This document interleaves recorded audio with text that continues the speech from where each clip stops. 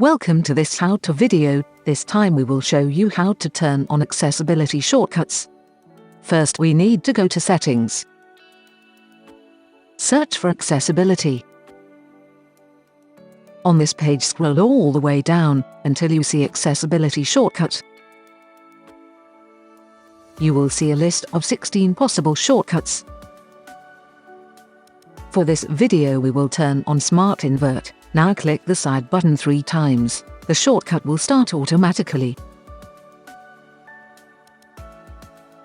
Again press the side button 3 times to inactivate the Smart Invert option.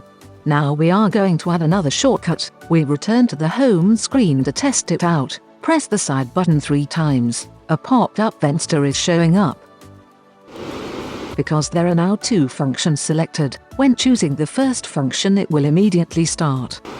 By pressing another 3 times you can turn it off. Do it again trying the second function.